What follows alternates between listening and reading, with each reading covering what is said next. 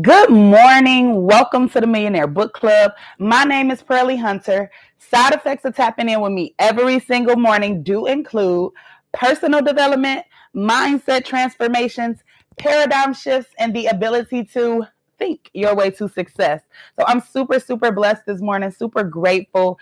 Thank you for being here. Thank you for being consistent with your morning routine, with becoming the highest and best version of yourself.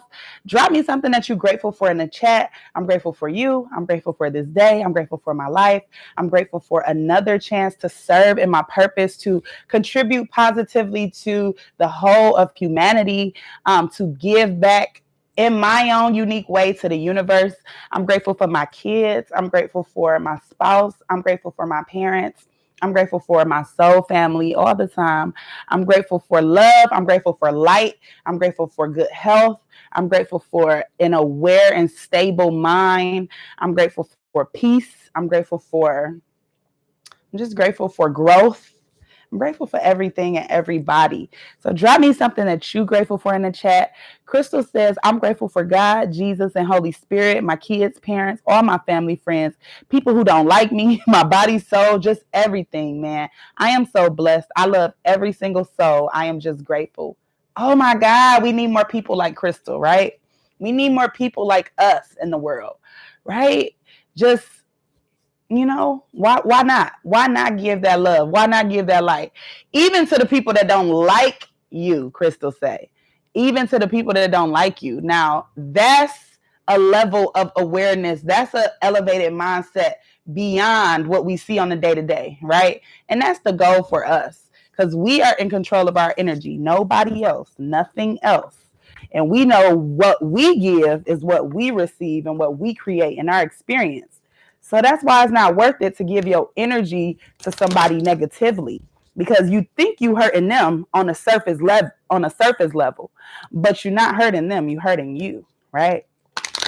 Oh, you leaving Saturday? Cool. Ooh, so fun, so lit. It's probably gonna be so hot, but y'all gonna have a great time. I can't wait to go back to Disney World. I really cannot wait.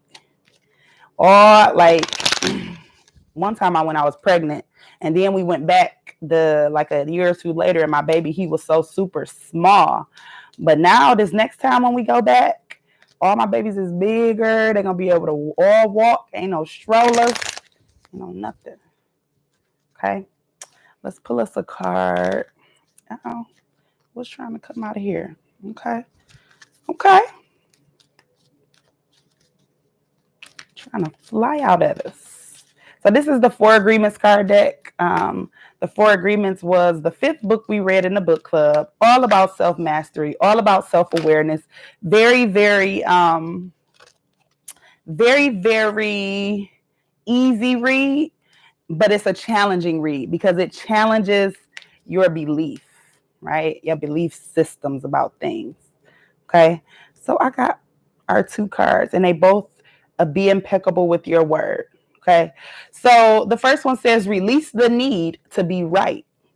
Release the need to be right. Some beautiful angels. Release the need to be right. When you believe something, you assume you are right. And you may even destroy relationships in order to defend your position. Let go of the need to defend your position. Okay. And then seek the truth. And it's so funny because yesterday we got discern the truth, right? Today we got seek the truth. The only way you'll know the truth is if you seek it, if you go find it. Otherwise, you basically going off how you were programmed to believe and what you were programmed to think.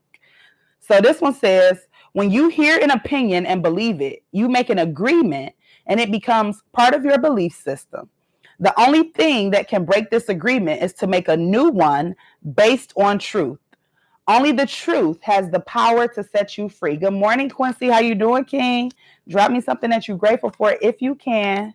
If you can. If I miss, I'm going back. We spoke this to existence to go to Disney. This is powerful. Yeah, so Crystal said we spoke this into existence about her going to Disney. So she basically manifested this trip for herself and her children. And it's beautiful because she probably wanted to go to Disney for years and felt limited, felt like she couldn't. But all you got to do is believe you can and set stuff in motion. The universe supports everything that we want to do. The universe wants us to be happy, wants us to be smiling and positive and feel free. We were sent here to be free, to be happy, to create. So I'm excited. Barb said, I am grateful for a new day. I'm grateful for God. I'm grateful for my family. I'm grateful for the book club. I am grateful that I am learning so much about my imagination and how I can control things. I am grateful that I am a co-creator. Yes, I am grateful, grateful, grateful. Yes, ma'am. Co-creator with the source. I write that every day. I am a protege of source connection. What is a protege? I made that affirmation up. I love it, y'all. Because when I made it up, I felt like I was in like a real enlightened time. I was getting some divine downloads, right? So I am a protege of source connection. I say it every single day. I say it every day. What is a protege of source connection? Basically, it's like an apprentice, right? I'm learning. I am learning. I am receiving all of that good divine energy and love and light every single day because I want it. I ask for it. I ask to be protected and connected in that way. I ask for peace of mind every single day. You know what I'm saying? I ask for these things. You have to ask for these things. All right, let's do the daily word. So the daily word is life. Today is Wednesday, June 30th. Life gives me a constant opportunity for growth. The very nature of my being alive means I have ongoing opportunities to change and grow. In every moment, I am capable of adapting to challenges, no matter my age or how long I have been set in my attitudes and behaviors. Just like the changing seasons, I am in tune with my ongoing cycle of growth. I am confident that I can handle what life gives me, and I believe all experiences can be used as catalysts for progress. The ever-evolving process of life allows me to grow and change, evolving into a higher version of myself. I seek understanding of myself and life through my experiences. Through self-reflection and contemplation, I create meaning and build resiliency. I trust my ability to change and approach life with openness and a willingness to grow. How divine is this? But grow in the grace and knowledge of our Lord and Savior Jesus Christ, 2 Peter 3:18. So how is it that what we start talking about be right in line every single day, basically, right? Self-reflection, opportunity, seeking that opportunity to grow, right? We're not meant to just stay in the same aspect of our lives or of our being forever, right? You can evolve, you can shed and change, just like the seasons change and you see the flowers go through their whole process. We have that same opportunity every single season, every single day, every single moment, right? To grow, to change, to evolve, become better, higher, elevated. Okay. So let's get the read started. We're going to get the read started. We picking up on page 12, chapter 1. This is Think Like a Monk, the book we started this week. We came back to Instagram this week. So welcome to the Instagram, people. Also got the YouTube going. So if you need to catch a replay, definitely subscribe to my YouTube channel. It's I Coach Wealth. Okay. Same as my Instagram name. No underscores though in the YouTube page. So let's get started. If I say something that resonates with y'all, please go ahead and drop me an MOC in the chat. MOC means moment of clarity. It's my way to connect with you guys, to know that you're taking value. Girl, you said what? I'm glowing. Thank you. Thank you. Thank you. It could be this light now, okay? But I'm grateful. Okay. But MOC is my way to know that y'all taking value from this. That you are learning and growing. And this is every single day when you come here, right? You are getting something new, gaining a new perspective, shifting the paradigm. That's my job in this position, right? Source chose me to bring this information to the universe, those who seek it, those who are seeking self-mastery and self-discovery, and that is what we're doing. So I'm grateful. Now, chapter 1 was all about identity. Okay, it was about our identity. And yesterday, before we ended the call, we spoke a little bit about our values, right? What we value, where those values came from, and if they're true to us, or were they just programmed in us and we accepted them, right? So it was a little exercise that I read. Try this. Where did your values come from? So if you went ahead and took the time to evaluate your values, example, kindness, appearance, wealth, knowledge, family, drop a 1 in the chat. If you didn't, that's okay. I didn't do the exercise either, but I do want us to start doing these exercises because they help, right? Knowledge is not power. Applied knowledge is the power. Okay. So page 12, audit your life. No matter what you think your values are, your actions tell the real story. What we do with our spare time shows what we value. For instance, you might put spending time with your family at the top of your list of values. But if you spend all your free time playing golf, your actions don't match your values, and you need to do some self-examination. Time. First, let's assess how you spend the time when you're not sleeping or working. Researchers have found that by the end of our lives, on average, each of us will spend 33 years in bed, 7 years of which will be spent trying to sleep, a year and 4 months exercising, and more than 3 years on vacation. If you're a woman, you'll spend 136 days getting ready. If you're a man, this number drops to 46 days. These are just estimates, of course, but our daily choices add up. Okay, so now we got another little exercise. So if you are taking notes, definitely this is the time to take some notes. We have some action steps, okay? So try this. Audit your time. Spend a week tracking how much time you devote to the following: family, friends, health, and self. Okay? Family, friends, health, and self. Note that we're leaving out sleeping, eating, and working.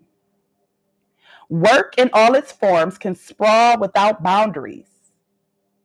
If this is the case for you, then set your own definition of when you are officially at work and make extra work one of your categories.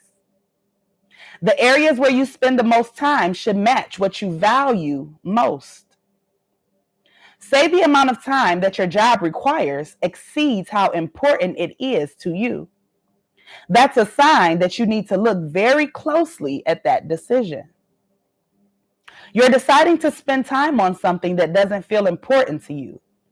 What are the values behind that decision, right? Why? Why are you doing it? Are your earnings from your job ultimately serving your values, right? So are your earnings allowing you to live with you live a type of lifestyle that allows you to have the values that you have, right? Are you settling, right? Are you living beyond your means? It just depends. And your time will let you know what you value. Media. When you did your audit, no doubt a significant amount of your time was spent reading or viewing media. Researchers estimate that on average, each of us will spend more than 11 years of our lives looking at TV and social media. That's crazy. 11 years. Perhaps your media choices feel casual, but time reflects values. Okay? So the Netflix bingers, the reality show bingers, it's okay, y'all. I used to be her. Trust me. I used to be her. I had all my DVRs recorded, waiting on me, right? Go to work, come home, cram my shows in. But why, right? That was time I was taken away from me, watching other people create a false reality when I have the power to create a true reality, right? I can create a reality show of my life based off what I want to create and what I imagine in my mind, right? So that it's a distractor. There are many forms of media, but most of us aren't overdoing it on movies, TV, or magazines, right? Most of us aren't overdoing it on those things. It's all about devices. Conveniently, your iPhone will tell you exactly how you're using it. Under settings, look at the screen time report for the last week, and you'll see how much time you spend on social media, games, mail, and browsing the web. If you don't like what you see, you can even set limits for yourself. On Android, you can look at your battery usage under settings. Then from the menu, choose show full device usage. Or you can download an app like Social Fever or My Addictometer. Okay? So definitely, if you didn't know that you had that capability on your phone, good morning, Bree. Welcome, Queen. If you didn't know you had that capability on your phone, you do, to go to settings and see exactly what you're doing on your phone. So they got like entertainment. They break it down into different categories, but it's kind of cool to see like how many hours a day you spend on your phone, how many hours that average out to in the week. And then you can kind of see, you know what I'm saying? If your bank account ain't looking the way you need it to look or want it to look, that's something to pay attention to, right? Where's my time going? Is my time going into something that's going to bring me a return, right? Money. Now, listen, if you use your phone for like you a marketer, a digital marketer or something, by all means, you have to be on your phone. But if it's not for that, if you'll know if you see that number and it's way too much, right? You'll feel it. You'll feel it. And if you feel it, don't deny it or resist it. Just make a plan to do better. Money. Like time, you can look at the money you spend to see the values by which you live. Exclude necessities like home, dependents, car, bills, food, and debt. Now look at your discretionary spending. What was your biggest investment this month? Which discretionary areas are costing you the most?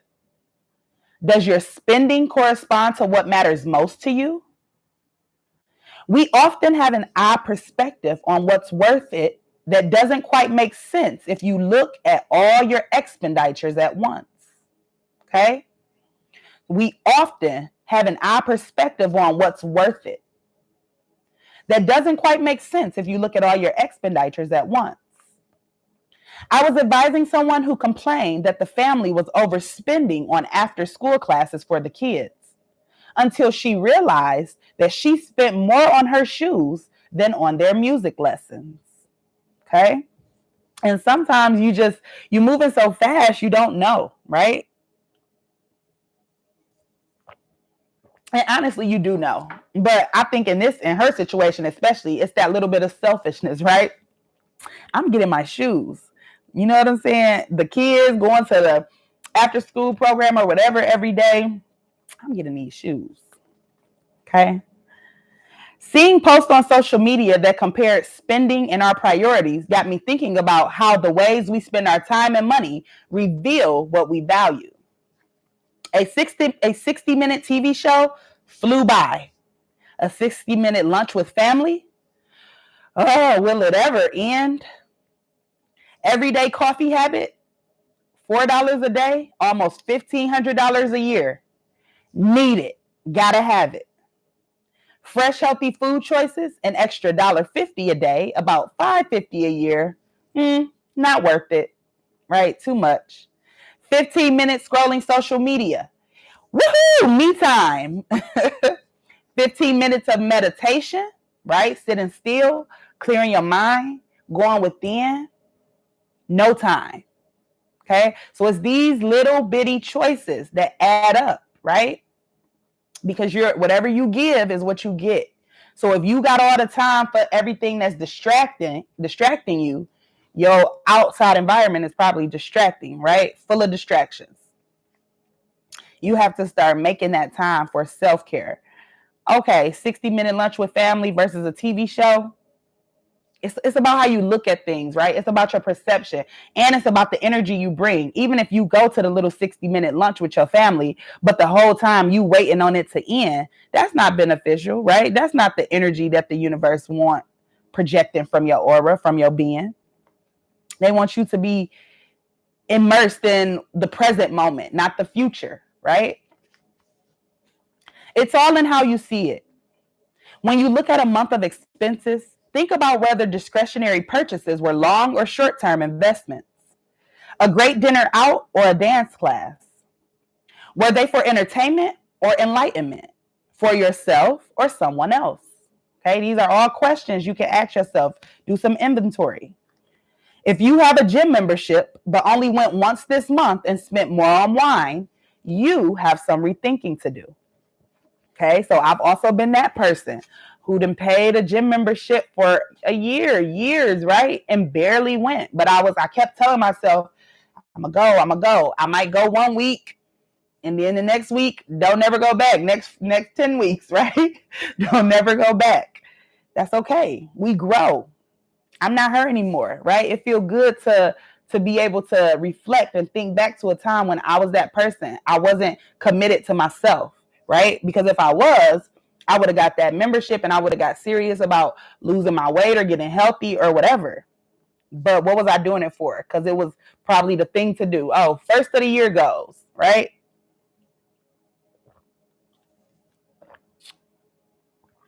All right.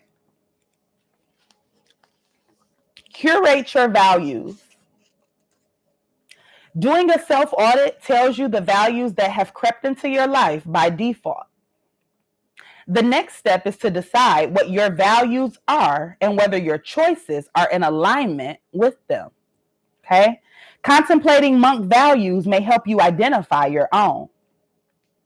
Our teachers at the ashram explained that there are higher and lower values. Higher values propel and elevate us towards happiness, fulfillment, and meaning. Okay? Higher values propel and elevate us toward happiness, fulfillment, and meaning. Lower values demote us toward anxiety, depression, and suffering. According to the Gita, these are the higher values and qualities. Okay? Write this down if you take your notes. According to the Gita, and why is this important? Why should we write this down? Why should we know what the higher values are? Because they propel us and elevate us towards happiness, fulfillment, and meaning. Okay? So these are the higher values. Fearlessness, purity of mind, gratitude, service and charity, acceptance, performing sacrifice, deep study, austerity, straightforwardness, nonviolence, truthfulness, absence of anger, renunciation, perspective, restraint from fault finding, right, or criticism, compassion toward all living beings, satisfaction, gentleness, kindness, integrity, and determination. Okay, so those are the higher values. Notice that happiness and success are not among these values. Happiness and success are not among these values. These are not values. What y'all think they are? If they're not a value, what do you think happiness and success is? Drop it in the chat if you think you know. If it's not a value, right, all of these traits that we named, fearlessness, purity of mind, gratitude, service, charity, acceptance, performing sacrifice, deep study, austerity, straightforwardness, nonviolence, truthfulness, absence of anger, renunciation, perspective, restraint from fault finding, compassion toward all living beings, satisfaction, gentleness and kindness, integrity and determination. Right? These are not values because they are the reward, right? They are the reward of holding these values, right? You get happiness and success because you are getting what you give, right? These are not values, they are rewards, the end game. And we will address them further in chapter 4. The 6 lower values are greed, lust, anger, ego, illusion, and envy. Okay? Greed, lust, anger, ego, illusion, and envy. The downside of the lower values is that they so readily take us over when we give them space to do so. But the upside is that there are a lot fewer of them. Okay, did y'all catch that? The downside of the lower values is that they so readily take us over when we give them space to do so. So greed takes you over, lust takes you over, how you doing things that you know you shouldn't really don't want to do, right? But you're lusting. Anger, you do things that you don't want to do out of anger. Ego, you do things that you shouldn't do, right? Because the ego's job is to protect you and it's not always doing the best thing, right? The subconscious is. That's why we develop in our higher mind so we can kind of detach from ego and move from our higher self, right? Move from our subconscious self, not our conscious self. Illusion and envy, right? Being jealous. The one thing about jealousy, I heard something that I loved. They said, when somebody is in your neighborhood being blessed, that's not the time to be jealous. That's the time to be grateful because you know that the person doing the blessing is in your neighborhood, right? They in your area. This is not a time to look at your brother or look at your sister and wish you had what they had, because what's for them is for them, and nothing that you do can take it from them, right? What's for them is for them. That's the law. That's the law of the universe, law of attraction. As long as they doing what they supposed to do, they putting out the right energy, they're going to receive whatever they're meant to receive, regardless of what you do, right? And if you're doing negative or throwing negative towards somebody's situation or towards somebody's growth or progression, if you throwing that, then that's what you're attracting back to your experience, right? You're not touching the experience at all. So that's why when they say stay in your lane, that's so true. Stay in your lane, right? Stay in your lane, because what's for you is for you. And you'll get what's for you faster if you know that it's yours and you work towards it and you put the right energy towards it, right? You don't allow what you see, right? The things that's not going your way to cloud where you're going, cloud your vision, right? Okay. All right. So the downside of the lower values is that they so readily take us over when we give them space to do so. But the upside is that there are a lot fewer of them. Or as my teacher, Garanga Das, reminded us, there are always more ways to be pulled up than to be pulled down. Okay? We can't pull a set of values out of thin air and make sweeping changes overnight. Instead, we want to let go of the false values that fill the space in our lives. The ashram gave us monks the opportunity to observe nature, and our teachers called our attention to the cycles of all living things. Leaves sprout, transform, and drop. Reptiles, birds, and mammals shed their skins, feathers, and fur. Letting go is a big part of the rhythm of nature, as is rebirth, right? We rebirthing ourselves here, y'all. We are recreating who we are to be more who we want to be, not who we were told to be or who we were raised to be or programmed to be, right? Who do we really want to be? How do we really want to think? How do we really want to feel? What do we really truly value? We humans cling to stuff, people, ideas, material possessions, copies of Marie Kondo's book, thinking it's unnatural to purge. But letting go is a direct route to space, literally, and stillness. Okay? We separate ourselves emotionally, if not physically, from the people and ideas who fill up our lives. And then we take time to observe the natural inclinations that compel us.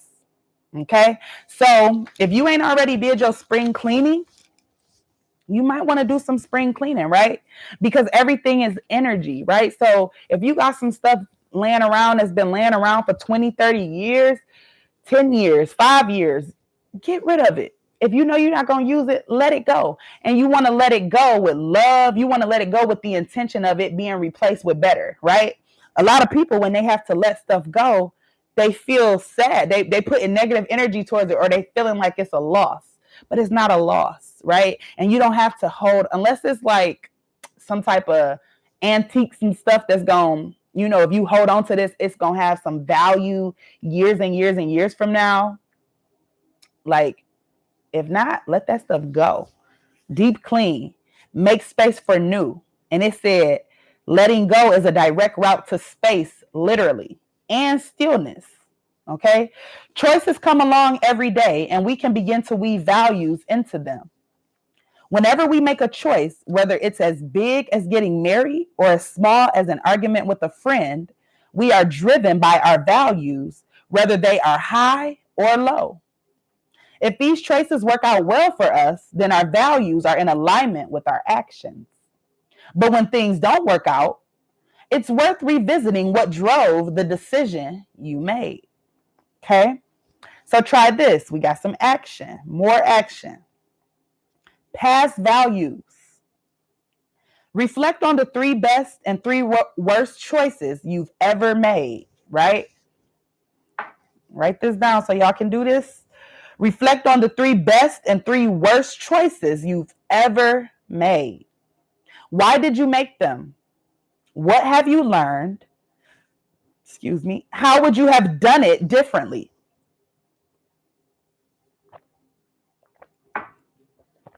Okay. Why, what, and how? Why did you make them? What have you learned? How would you have done it differently?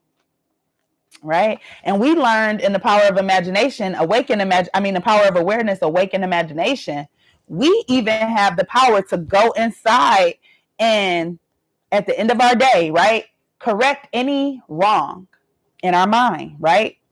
Even if we didn't handle a situation the way we wanted to handle it in the moment, we take that time for self-reflection to go back and replay that scenario and let it play out the way we wanted it to play out, right? That's just fixing the wrong, right? On a universal level. Take a close look at your answers to the try this above. Buried in them are your values. Why did you make a choice? You may have been with the right or wrong person for the same reason, because you value love. Or maybe you moved across the country because you wanted a change. The underlying value may be adventure. Now do the same thing for the future. Look at your biggest goals to see if they're driven by other people, tradition, or media-driven ideas of how we should live. Okay? Try this. Try this. Okay? Full of action steps. Value-driven decisions. For the next week, whenever you spend money on a non-necessity or make a plan for how you will spend your free time, pause and think, what is the value behind this choice? It only takes a second, a flash of consideration, right? Ideally, this momentary pause becomes instinctive so that you are making conscious choices about what matters to you and how much energy you devote to it, right? And that's important because whatever energy we give is the experience we are receiving, right? Is whatever you're sowing is what you will reap in the future. So what is the value behind the choice? That's what you want to ask yourself for the next week when you're making choices. Okay? Filter OEOs. Don't block them. Filter OEOs. Don't block them. Once you filter out the noise of opinions, O, expectations, E, and obligations, O, you will see the world through different eyes. Okay, so OEOs, opinions, expectations, and obligations. The next step is inviting the world back in. When I ask you to strip away outside influences, I don't want you to tune out the whole world indefinitely. Your monk mind can and must learn from other people. The challenge is to do so consciously by asking ourselves simple questions. What qualities do I look for / admire in family, friends, and colleagues? Are they trust, confidence, determination, honesty? Whatever they may be, these qualities are, in fact, our own values. Okay? The very landmarks we should use to guide ourselves through our own lives. So basically, if you expecting these certain things from other people, you have to be that person, right? If you expecting trust, confidence, determination, and honesty from your family, friends, or colleagues, then you must be a trustful person, right? You must be a determined person, a confident person, an honest person, right? You have to have these qualities within you as well. You can't just be expecting them from other people, right? And you shady. When you are not alone, surround yourself with people who fit well with your values, right? So make sure the energy, the environment is set up for success for you, right? When you are not alone by yourself, surround yourself with people who fit well with your values. It helps to find a community that reflects who you want to be, right? A community that looks like the future you want. Remember how hard it was for me to start living like a monk during my final year of college? And now it's hard for me to live in London, right? That example made me think about the mask, right? Remember how hard it was for everybody to like remember to wear their mask, had a mask on, blah, blah, blah, blah, blah, blah. And now that it's lifted, now it's hard for people not to do that, right? It's hard for them not. Like now it's like, oh, you don't got a mask on? Mm-mm.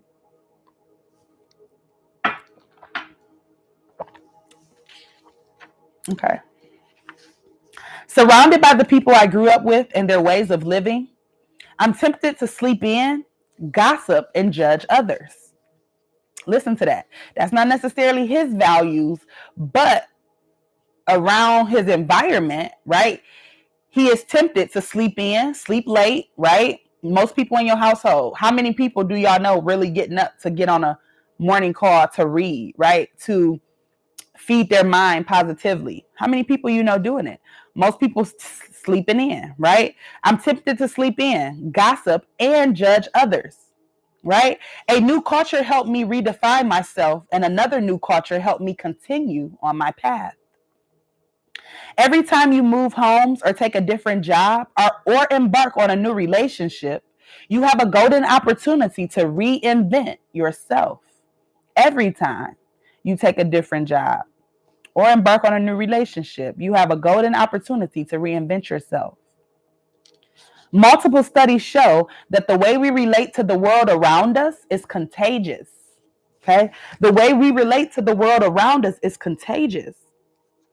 Over 2 decades, researchers studied social activity in a Massachusetts town. Their data showed that happiness and depression were impacted by residents' social circles. The study indicates that living within 1 mile of someone who becomes happier raises your likelihood of happiness by 25%. Have to leave early, Queen. Have a super fun day. Thank you. Have a good day, Barb. Thank you, Queen. Protect your energy today, girl. Protect it.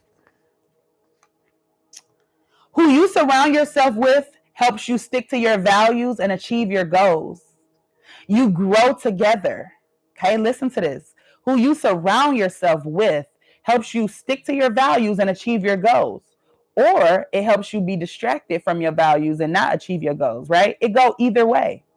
You grow together, or on the flip side, you die together, right? Because if you're not growing, you're dying. If you want to run a 2:45 marathon, you don't train with people who run a 4:45. If you want to be more spiritual, expand your practice with other spiritual people.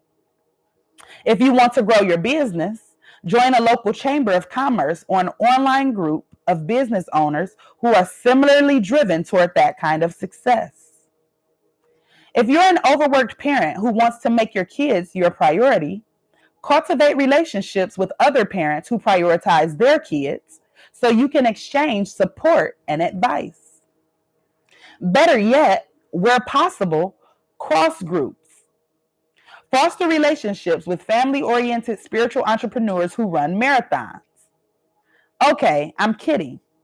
Yet, in today's world where we have more ways to connect than ever, platforms like LinkedIn and Meetup and tools like Facebook groups make it easier than ever to find your tribe. If you're looking for love, look in places that are value driven, like service opportunities, fitness or sports activities, a series of lectures on a topic that interests you. If you're not sure where others fit in relation to your values, ask yourself a question, right? So if you questioning somebody, right, if they're good for you or if they're not, question it.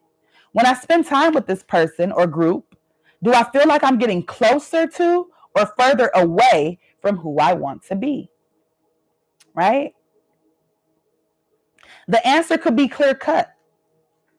It's obvious if you're spending 4 hours at a time playing FIFA soccer on PS2, not that I've ever done that, versus engaging in meaningful interaction that improves the quality of your life. That's a clear-cut answer, right? Or the answer could be more vague. A feeling like irritability or mental fuzziness after you spend time with them, right? Excuse me. It feels good to be around people who are good for us. It doesn't feel good to be around people who don't support us or bring out our bad habits. Try this, okay? Another action step. Companion audit. Over the course of a week, make a list of the people with whom you spend the most time. List the values that you share next to each person. Are you giving the most time to the people who align most closely with your values? Who you talk to, what you watch, what you do with your time. All of these sources push values and beliefs. If you're just going from one day to the next without questioning your values, you'll be swayed by what everyone else, from your family to hordes of marketing professionals, wants you to think, right? So if you don't know what you think, then you just out here clinging on to what any and everybody think, right? Whatever anybody say. You're not discerning. You can't discern it because you don't know what your values are. So you letting your values be molded by someone else's creation or through their experience. I remind myself of the moment in the storeroom all the time. A thought comes into my mind and I ask myself, does this fit my chosen values or those that others have selected for me? Is this dust or is it me? Right? Does this fit my chosen values or does it fit values that others have selected for me? Is this dust or is it me? When you give yourself space and stillness, you can clear the dust and see yourself, not through others' eyes, but from within. Identifying your values and letting them guide you will help you filter external influences. Identifying your values and letting them guide you will help you filter external influences. In the next chapter, these skills will help you filter out unwanted attitudes and emotions. Okay? So, whoop, whoop, that's it. That's it for chapter 1. We are totally finished with it. We completed it today. Chapter 1. If you took some value from that, drop me a 444 in the chat. If you took some value from that, I am definitely going to